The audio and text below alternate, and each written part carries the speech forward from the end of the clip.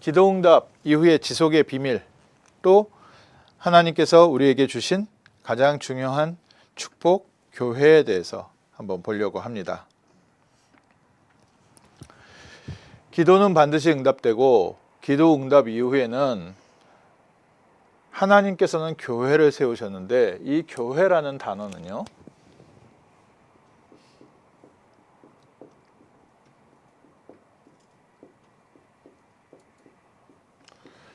굳이 설명하자면 부름받은 자들. 구약 시대의 구약 성경에서도 이제 그 칼이라는 단어를 썼고, 그 번역했을 때는 에클레시아. 그래서 밖으로 부름받았다. 그래서 야 나와서 모여봐 해서 나온 사람들, 부름받은 사람들의 모임. 그래서 한문으로 저희가 쓸 때는 교회, 같은 신앙을 가진 사람들의 모임이라는 단어. 근데 이제 이때 당시에는 하나님께서 아브라함을 부르시고 콜링하셨지요. 부름받은 사람들. 또 초대교회 때도 이 유대인들 가운데 예수님께 부름받은 자들, 자기가 원하시는 자를 부르시니 나온지라. 그래서 교회라는 단어는 부름받은 자들. 그래서 우리가 교회다라고 얘기했을 때는 우리는 하나님의 선택된 부름받은 자들이다. 그래서 교회에 대한 정의가 많은 사람들이 여러 가지로 얘기하지만 가장 중요한 교회 정의는요, 하나님께서 선택하신 하나님 나라의 백성들, 또 하나님 나라의 공동체입니다. 이제 교회에 대해서 뭐 여러 가지 이제 교회의 본질이라든지 뭐 이런 것들을 하지만, 이제 교회에 대한 이해가 좀 어디에서 이해가 있냐면은, 구원하고 교회를 어떻게 이해해야 되냐. 그래서 로마 교회는 교회 안에 구원이 있다 이렇게 얘기를 해서 로마 교회에 소속받아야 구원받는다 이렇게 생각을 하고 있고요. 또 동방교회라고 하죠. 동방정교회. 그 지금 저 글렌데일이나 그쪽에 갔을 때는 알메니아 사람들은 이제 동방교회 소속, 러시아 쪽 그쪽은 다 동방정교회인데, 이 로마 교회하고 이 컨스탄티노플 중심의 동방교회하고 이제 서로 약간씩 이해가 좀 달랐고 신학적 해석이 좀 달랐는데, 동방교회도 뭐 같은 의미로 생각했지만 동방교회는 주로 이제 교회 안에 생명이 있다 좀 이렇게 이해를 했고, 로마 교회는 우리에게 베드로에게 준 교회 열쇠가 우리 교황에게 주어졌다. 그래서 로마 교회는 교황 중심으로 제도가 갖춰졌고요. 동방 교회는 여러 감독들이 함께 모여서 이제 회의하는 게 중요해서, 그래서 동방 교회는 로마 교회를 인정 안 하고 로마 교회도 동방 교회를 인정 안 합니다. 그러다가 저희가 지금 믿게 된 게 이제 개혁교회, 개신교가 나왔는데, 아니다. 교회는 눈에 보이는 게 아니라 하나님께 부름받은 성도들의 모임 아니냐. 여기는 제도적으로 만들어 놓고 로마 교회에 속해야 된다. 동방정교회에 소속이어야 된다. 그래서 교회 예배에 참여하지 못하게 하는 게 그게 벌칙이었어요. 형벌이었어요. 또 죄를 지면 로마 교회, 지금 캐톨릭도 가서 보시면 그 성찬을 모든 예배에서 미사에서 성찬을 하고 있는데, 죄를 지은 사람은 성찬에 참여하지 못하게 했어요. 그러니까 이제 저 미사 드리는데 가보신지 모르겠지만 이제 앞에 신부가 있고요. 그 무교병 그거 한 덩어리에서 이제 잘라서 나오면 한 사람씩 입 벌리고 입에다 이렇게 다 넣어주거든요. 포도주는 전에도 말씀드렸지만 포도주는 흘리면 큰일 나기 때문에 이제 기도만 하고 넣어뒀다가 사제들이 이제 나중에 따로 자기네들이 마시다가 알코올 중독이 많이 되고, 근데 이제 이 빵을 이렇게 무교병을 주는데 다른 사람들 다 줄 서서 있는데 자기는 줄 못 서고 그냥 자리에 앉아 있어야 되는 거예요. 그런데 교회라는 부분은 사회적인 부분들에 대해서도 쉽게 얘기하면 지위 있는 사람도 있고 있는데 자기가 뭔가 잘못한 게 딱 교회에서 치리를 받아가지고 나는 지역에서 좀 높은 자리에 있는 사람인데 이 동네 쉽게 얘기해서 거렁뱅이도 다 와서 그 미사를 참여를 하는데 자기는 그거 못하고 거기 가만히 앉아있으면 얼마나 창피해요. 그런 식으로 교회가 이제 사회를 영향을 주고 있었는데 그러니까 그러면서도 거기 앉아 있어야 돼요. 왜냐하면 교회에서 나가는 순간 구원이 취소된다 이런 식으로 얘기하니까. 그리고 여기에 이제 그 성례라는 부분이 있는데요. 교회에서 행하는 것 중에 하나가 거룩한 의식이 있지 않습니까? 로마 교회, 뭐 동방정교회 이런 쪽에 성례와 구원을 연결시켜서 얘기를 하다 보니까 특히 로마 교회 같은 경우에 7성례를 다 해야 된다. 태어나면서부터 만 마지막에 죽을 때 종부성사까지 그 성례를 다 치러야 구원받은 거다 하니까 교회가 구원하고 연결되어 있는데 이 교회가 육신적 조직교회 중심으로 되어져 있습니다.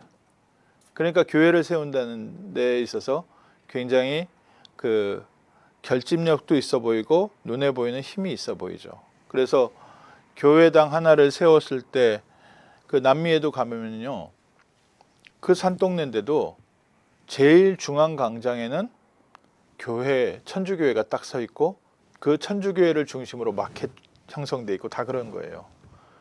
그 이시드로 선교사 지금 있는 그 도시도 오아카에서 저 중심 도시에서 1시간 정도 떨어져 있는데 거기도 이제 소도시인데 그 도시는 모든 주일날 지역에 있는 산에서 사는 사람들이 모이는 도시예요.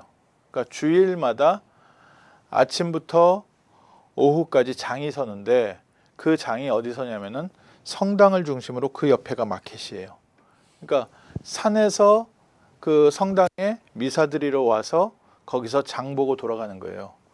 그래서 그 지역 교회는요, 그 저희 지금 사역하고 같이 동역하고 계시는 교회들이 보통 주일 예배가 5시. 왜냐하면 그 도시 자체가 주일날은 이렇게 다 비즈니스를 해야 되는 거예요. 장서는 장터라서. 그래가지고 일 끝나고 예배를 드려야 되니까 거기는 어쩔 수 없이 5시에 드려야 되는 게 그 지역 문화죠.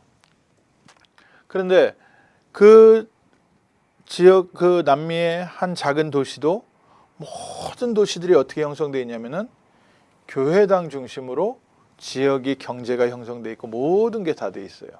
이게 남미가 그렇게 돼 있죠. 재앙이 끊어지지 않죠, 뭐. 그런데 교회가 그렇게 힘이 있게 된 게 이 사람들이 가르치는 내용이 그래서 그래요. 육신적 조직교회. 근데 우리는 어떻게 가르칩니까? 그렇지 않다. 하나님의 선택받은 부름받은 이런 사람들이 교회다. 그러다 보니까 육신적인 조직을 지키는 것보다는 무엇을 가지고 모입니까? 신앙적 공동체를 형성을 합니다.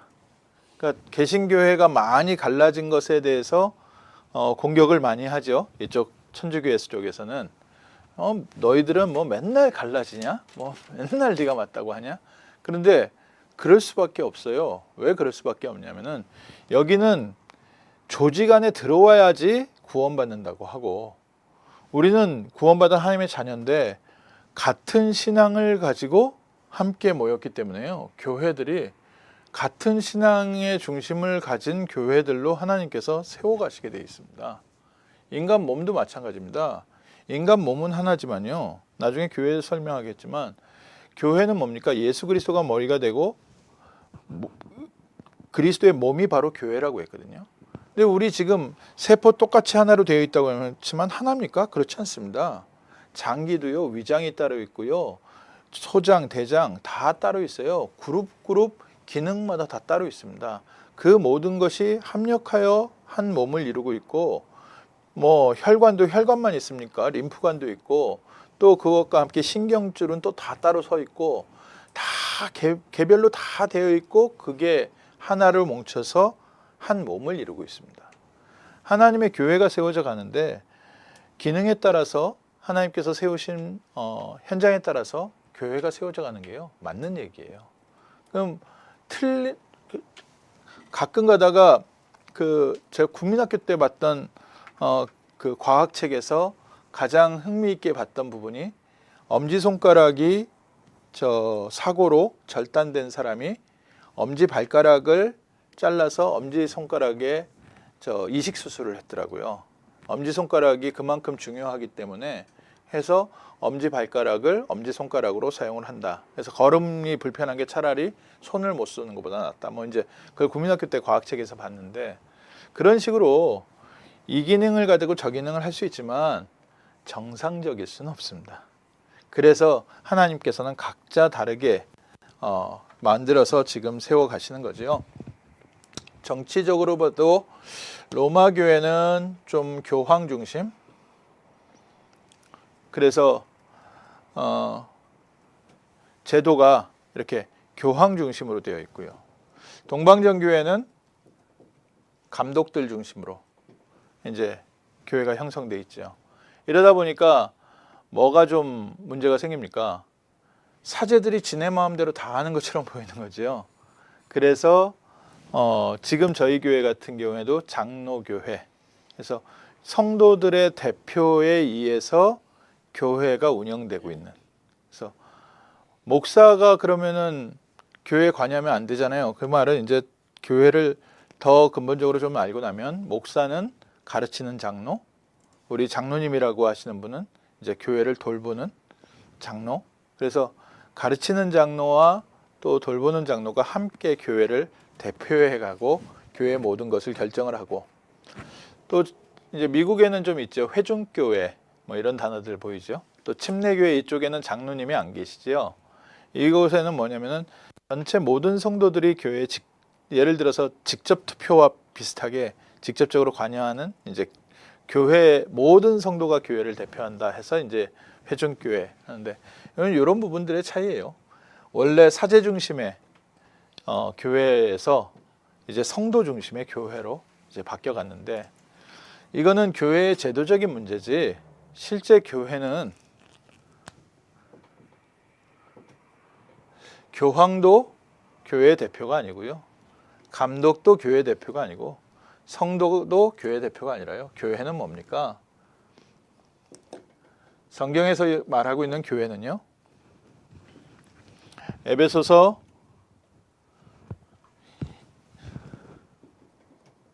1장 22절에서 23절에 예수 그리스도께서 교회의 머리이시고 우리 모든 성도는 그리스도의 몸이라고 했습니다. 그래서 그리스도 안에서 우리는 한 육체, 한 지체입니다. 그래서 성도님들을 부르는 단어에서 선교단체에서는 집사님, 장로님 이다보다는 주로 어떤 단어를 많이 씁니까? 형제님, 자매님, 이렇게 한 가족이다 이거죠. 우리 모든 성도는 그리스도 예수 안에서 한 가족이다. 그래서 우리는 형제 자매다. 그래서 어떤 목사님은 장로님한테도 형제님 부르시는 목사님도 계세요. 이제 선교단체의 영향을 많이 받으신 분들이 그러세요. 그래서 권사님한테도 자매님 이렇게 부르시고, 그게 뭐 틀렸다 맞다가 아니라 이제 우리 장로, 목사, 권사, 집사 이런 부분들은 하나님께서 우리에게 맡기신 직책이지, 그러니까 우리가 섬겨야 할, 우리가 봉사할 부분이지, 우리 신분은, 우리의 직위는 아니지 않습니까? 그러다 보니까 이제 목사님들에게도 형제님, 성도님 하는데 조금 약간 낯설기도 하고, 또 어떤 분들은 어떻게 부르냐면 지체님 그렇게 불러요.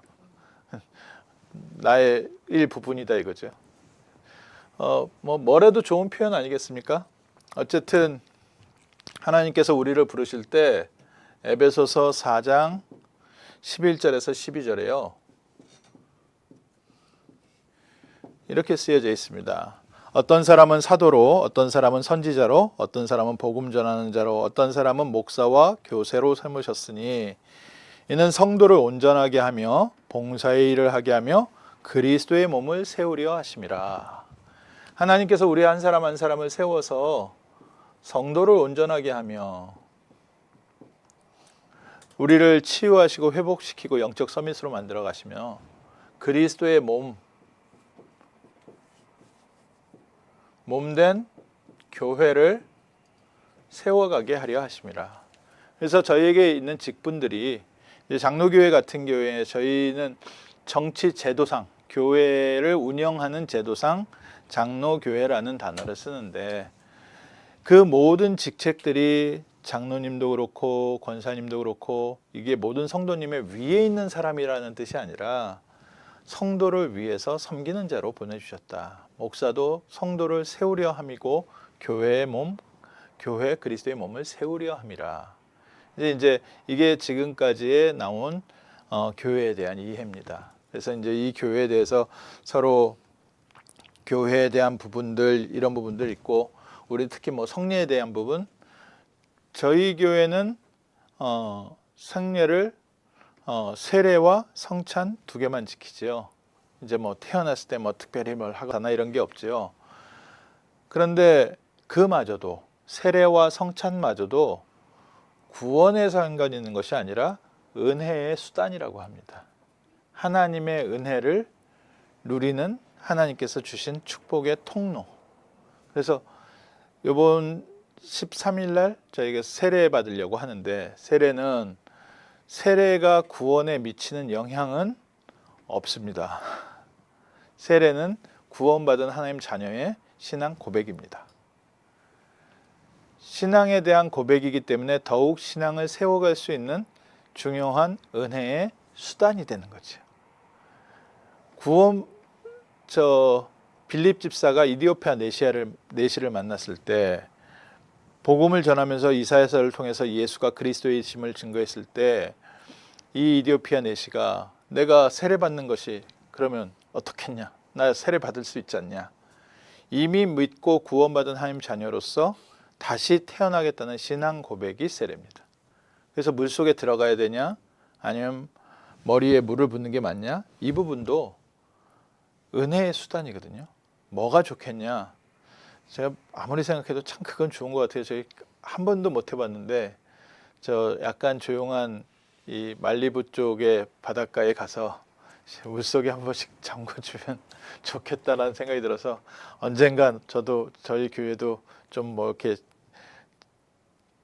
제 마음이 평온해지면 부산함에서 조금 어느 정도 이렇게 정리가 되면 한 번쯤은 우리 성도들과 함께 야외 예배를 가서 그곳에서 이제 새로운 신앙 고백에 대한 침례식도 한 번씩 하고 뭐 그러면 좋겠다. 우리 장로님하고 함께 성부와 성자와 성령 그래서 장난치듯이 물대 먹이고 이제 하면 좋겠다. 하지만 그 모든 것은 은혜의 수단.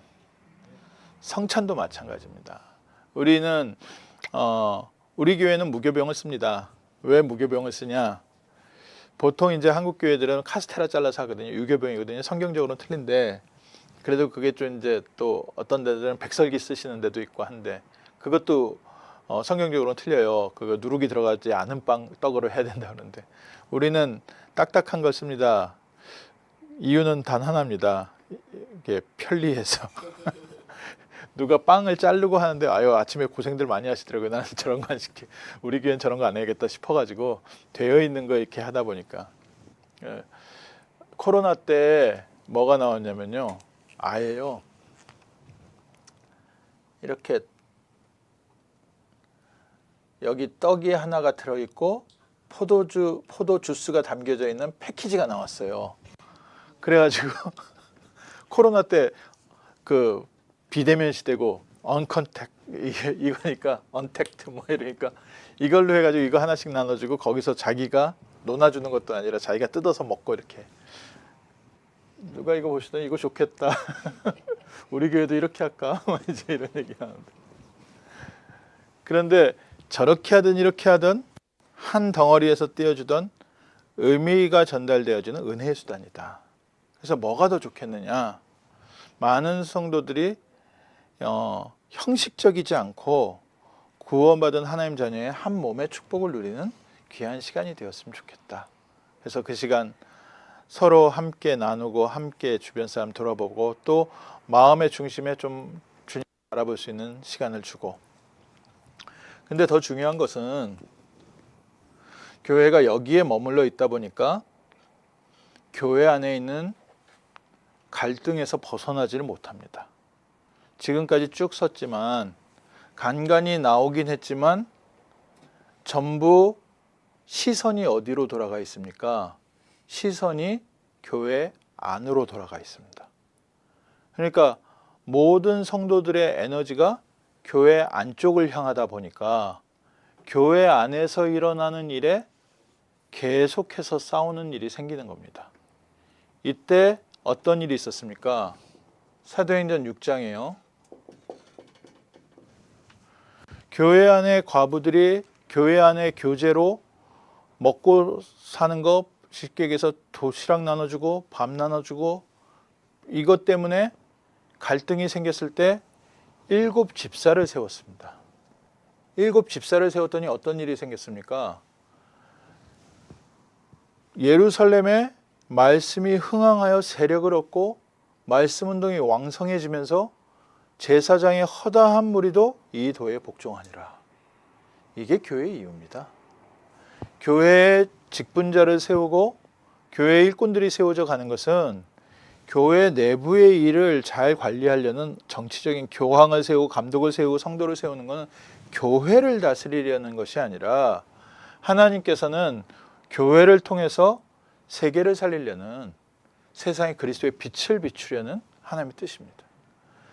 사도행전 2장에 오직 성령이 너희에게 임하시면 너희가 권능을 받고 예루살렘과 온 유대와 사마리아 땅끝까지 이르러 내 증인이 될 것이다. 그래서 교회 중에 제일 중요한 교회는 무슨 교회입니까? 그래서 저희가 조금 더 생각해야 될 부분이요, 교회는 모이는 교회가 있고요, 흩어지는 교회가 있습니다. 주로 모이는 교회는 눈에 보이는 교회 당 중심이라면요, 흩어지는 교회는 우리 모든 성도들이 있는 현장입니다. 왜 우리를 부르셔서 함께 예배드리는 예배 공동체를 두셨느냐? 우리가 모여서 함께 예배드리는 예배 공동체로 하나님께서 우리에게 맡기신 현장의 전도 재생산을 위해서, 그래서 현장에서 우리의 삶의 증거를 주시고 생명운동하게 하시려는, 우리 성도 한 사람 한 사람을 뭐라고 그랬습니까? 고린도전서 3장 16절에 우리가 모이는 것도 교회지만 너희가 하나님의 성전인 것과 하나님의 성령이 너희 안에 거하는 것을 알지 못하겠느냐.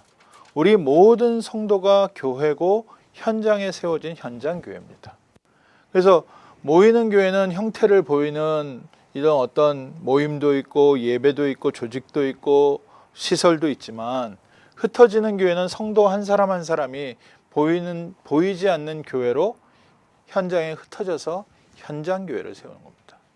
그래서 저희가 지금 수요일 날 이렇게 모이는 것은 여기 오렌지 카운티 지역을 위해서 모이는 게 아니라 하나님께서 우리에게 맡기신 현장을 세우는 시간이다. 그래서 우리가 회복해야 될 교회가 바로 이 교회입니다. 현장 교회. 안식일을 지켜야 되냐, 주일날 예배를 드려야 되냐, 이거 가지고도 교회들도 싸우고 교단도 싸우고, 특히 이단들은 이걸 가지고 계속 공격을 하거든요. 안식일날 예배 드려야 된다. 그런데 우리는 안식일날 예배 드려야 됩니까? 주일날 예배 드려야 됩니까? 언제 예배 드려야 됩니까? 우리는 일주일 내내 예배 드려야 됩니다.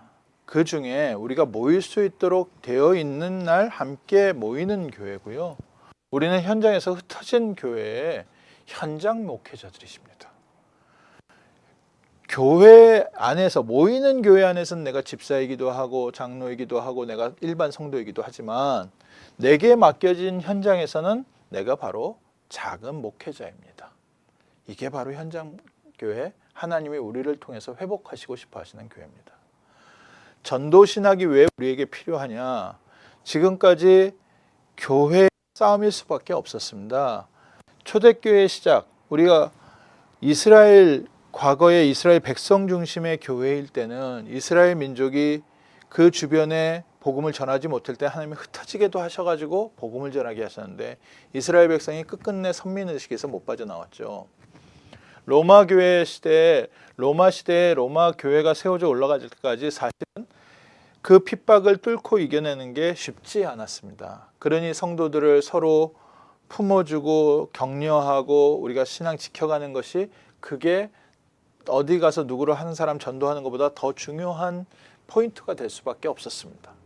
그러다가 교회가 타락을 했을 때 개혁교회가 나오면서 우리가 바른 복음이 무엇이냐, 교회가 무엇이냐, 신앙이 무엇이냐, 이때는 그러니까 신학 논쟁을 할 수밖에 없었습니다. 그래서 싸움이 그 싸움밖에 없었는데 재미있는 것은요, 개혁 그 중세 교회에서 종교 개혁이 될 때요, 천주교는 종교 개혁자들하고 전쟁을 하면서 천주교 나름대로 자기네들이 개혁을 했는데 신학적 개혁도 했지만요, 교회적 개혁을 하면서 선교의 눈을 돌리기 시작했습니다. 그래서 종교개혁 때 교회는 교회를 세우기 위해서 힘들게 막 이렇게 세워갔는데 이때부터 천주교회는 그 파이오니어들과 함께 신부가 항상 같이 가서 신부가 어느 땅에 가든지 그 땅에 먼저 입맞추고 이 땅이 주님의 땅입니다 하고서 그 성당을 세우기 시작했어요. 그러면서 수많은 죽음을 겪으면서 영화 미션에 나온 것처럼 원주민들과 싸우면서 뭐 하면서 그렇게 해서 천주 교회를 세워갔습니다.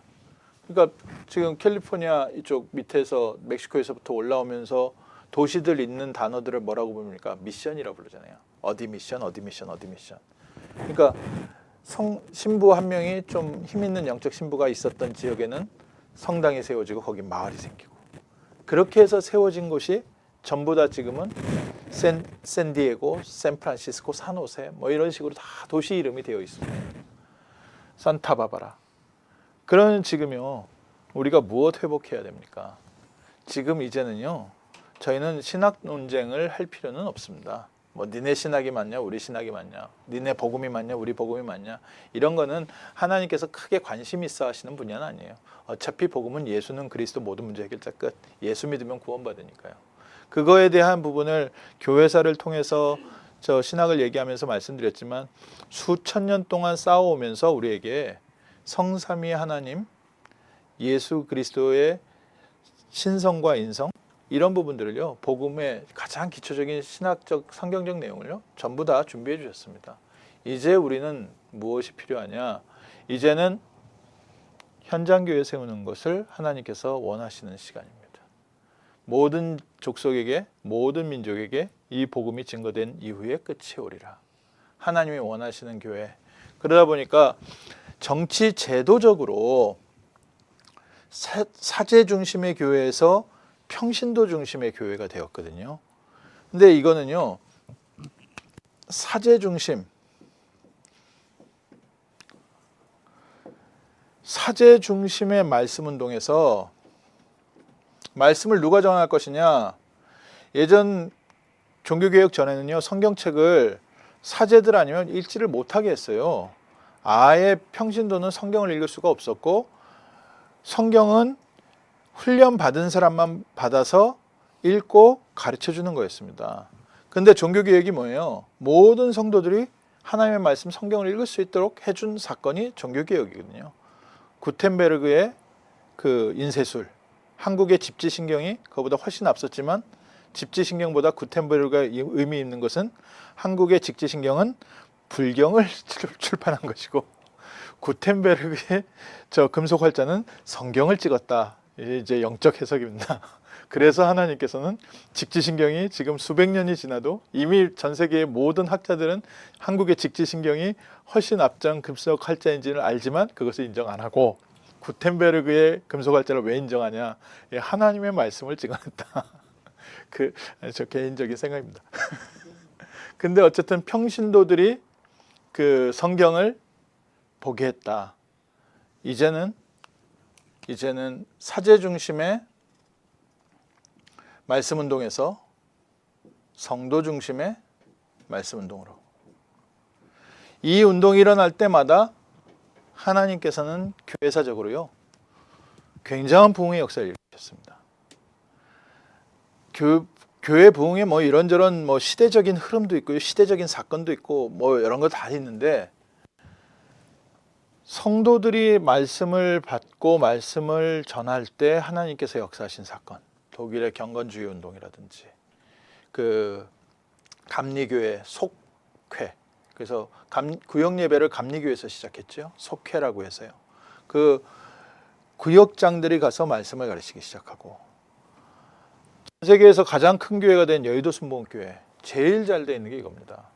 그러니까 성도들이 많으니까 교역자 숫자로 감당이 안 되는 거예요. 그래서 구역장과 조장을 세워가지고요, 대교구, 소교구, 구역 해가지고요, 쫙 평신도들이 그 가서 말씀을 읽고 전하고 전도하게. 그래서 전도사가 필요 없어요. 그 한 지역에 그 여의도 순복음교회 저희 어머님이 다녀서 거기 저는 자세히 좀 봤는데, 조장들이 있어요. 구역이 이렇게 몇 구역이 있어요. 몇 구역이 있으면 요거를 담당하시는 한 명의 조장이 있는데, 구역장도 웬만한 전도사급이고요, 이 조장은 대단한 전도사님이세요. 그리고 전도사 한 명은 이런 조직 몇 군데를 이제 관리하는 전도사님이 한 분 계세요. 교구를 담당하는 전도사님. 그러니까 이 밑에서 구역에 전도사님 한 분이 다 갈 수가 없어요. 이게 이제 교회라는 부분이 성도의 헌금으로 움직여지고 뭐 어마어마한 일도 하고 경제가 크게 움직이는 것 같지만, 결국 전도할 수 있는 사람을 키우기 때문에 교회의 모든 헌금, 교회의 헌금의 대부분은 교육자 사례비로 나갑니다. 그래서 말씀 전하는 사람을 돕고 세우고 파송하는 거죠. 선교사 후원비로, 교육자 사례비로.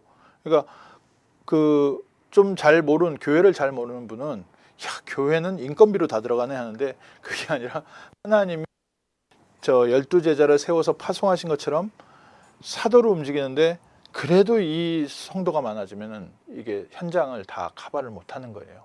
그래서 평신도를 세운 교회가 순복음교회인데, 그랬더니 하나님이 당대에 세계에서 가장 큰 교회를 세우셨어요. 아쉬운 부분이 있다면 이분들이 신앙적 훈련은 됐는데 성경적 복음적 훈련이 조금 덜 되다 보니까, 구역장 출신들 중에 무당이 무당된 사람이 나중에 나오고, 왜 구역장까지 했던 사람이 무당을 합니까? 이제 요 체험이 좀 보이면은 이제 신앙이 있어 보이니까, 이게 뭐 사람 또 끄는 리더십 좀 있으면 이제 좀 사람이 좀 마음에 이렇게 좀 따뜻하게 해서 사람 성도 몇 명 모으면 구역장으로 세웠는데 아직 구원받지 못한 사람들이 세워지기도 하는 단점이 있는 걸 가지고 이거를 폄하해서는 안 된다. 하나님은 이 안에서 어마어마한 축복의 역사를 이루셨다.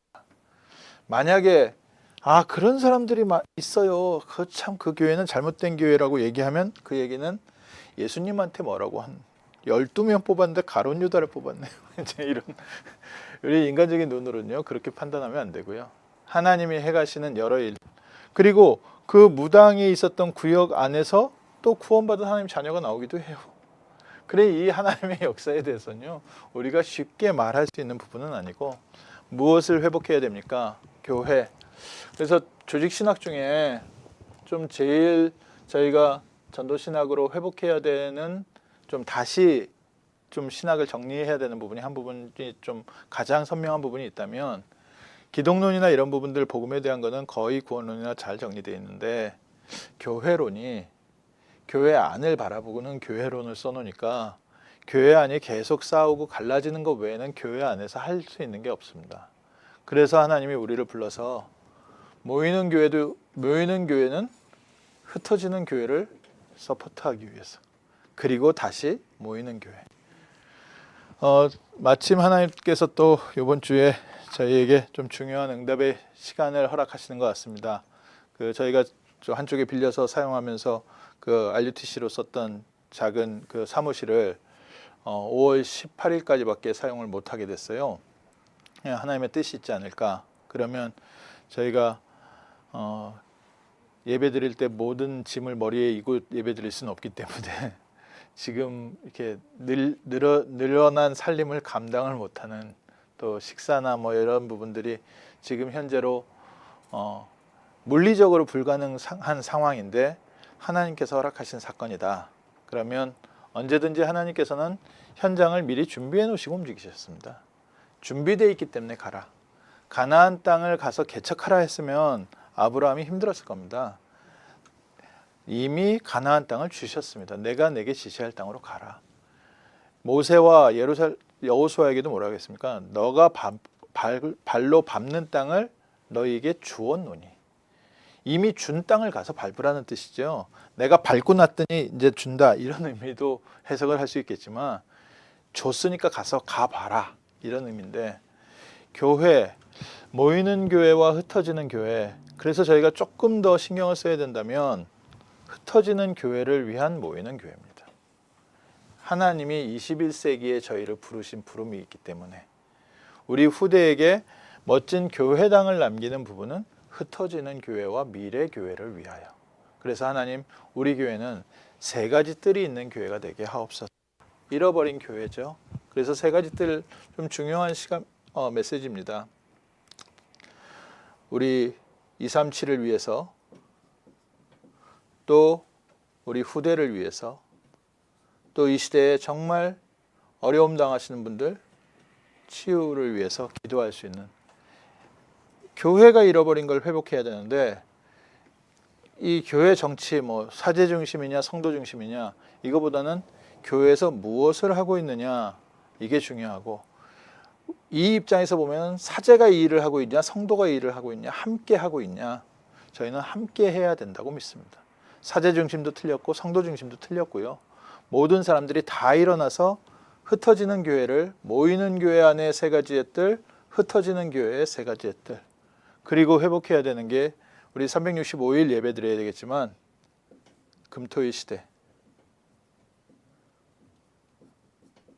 다시 말하면요, 예배 회복하는 겁니다. 참 기도 회복하는 겁니다. 모여서 함께 기도하고 현장에서 기도하고, 모여서 함께 예배드리고 현장에서 예배드리고, 이제는 실제 네피림 시대의 영적 전쟁을 해야 되기 때문에 기도의 실제적인 힘,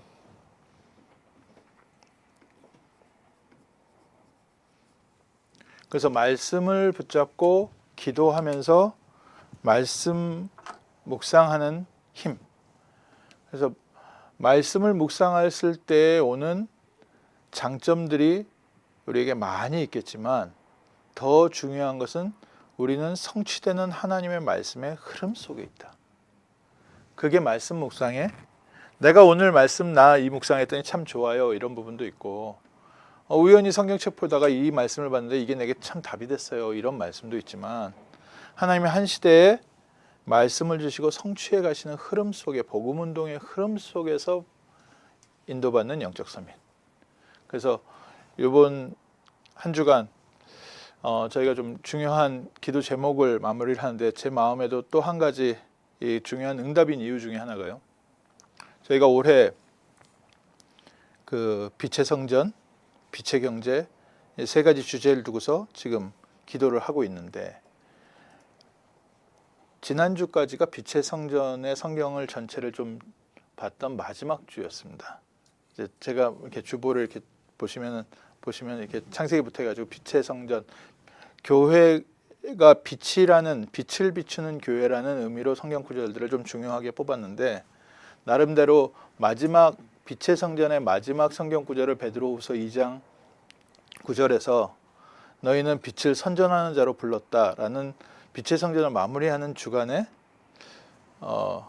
이렇게 갑자기 건물에서 연락이 와서 그 사무실을 좀 비워달라고 하니까, 이게 하나님의 중요한 말씀 성취의 응답의 흐름 속에 있다 보니까, 이게 이제 이래야 되냐 저래야 되냐, 뭐 이게 맞냐 틀리냐, 이게 아니라 하나님이 말씀 성취의 흐름 속에 우리를 인도하시고 계시는구나.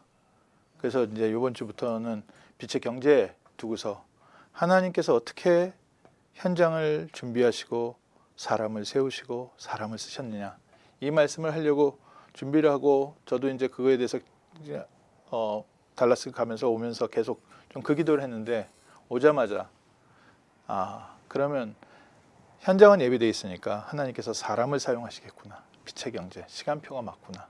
그래서 말씀 성취의 흐름 속에 하나님께서 응답 주실 줄 믿습니다.